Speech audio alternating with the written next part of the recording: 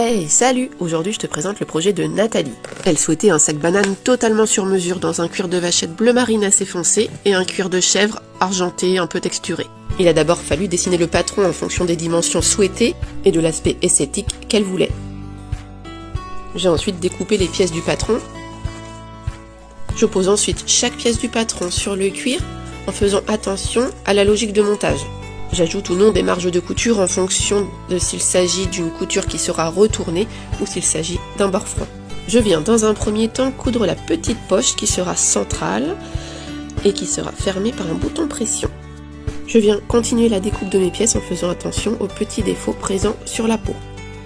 Une fois ces parties latérales découpées, je viens marquer ou faire chaud un filet à 0,5 mm du bord afin d'avoir une jolie finition pour le montage. Une fois ce fil est marqué, je passe ensuite à l'assemblage à la machine à coudre. Ça y est, la partie centrale prend forme. Je passe alors au collage des deux parties du rabat avec une colle aqueuse. C'est une colle contact, il faut attendre que les deux parties soient sèches afin de les assembler. Une fois sec, je viens avec minutie mettre les deux morceaux bord à bord et bien appuyer au niveau des tranches afin d'éviter tout décollement dans le futur.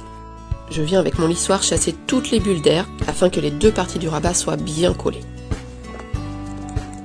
Après ça, je viens fabriquer un jonc ou un passepoil avec un lacet de cuir et le cuir de chèvre argenté. Je viens glisser le lacet dans le cuir et je mets un pied spécial sous ma machine à coudre. Voilà, et je viens ensuite le coudre. Le passe-poil va rehausser subtilement le sac et va ajouter de la tenue à celui-ci. Je viens le coudre avec minutie sur la base du sac, en étant la plus régulière possible. À la suite de ça, je viens apposer et coudre les attaches qui viendront accueillir ensuite la lanière. Je viens les rifter avec des rivets argentés. Le sac prend de plus en plus forme. Je suis venue coudre le rabat avec un passepoil également. Et la doublure est en jacquard bleu marine avec une touche de lurex et sur laquelle je suis venue coudre une poche intérieure zippée.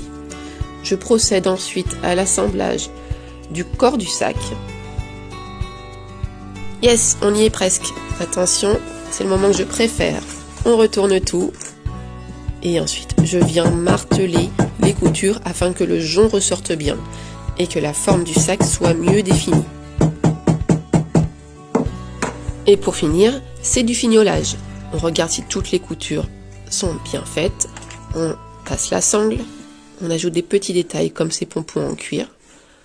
Et voilà, le sac est fini. Vous pouvez voir les passepoils ici, sur le rabat également. Et voilà le sac de Nathalie complètement fini. Il s'agit d'un sac banane qu'elle peut porter aussi bien assez haut sur le buste qu'en bandoulière. Il possède une poche devant, une poche au dos et une grande poche zippée à l'intérieur.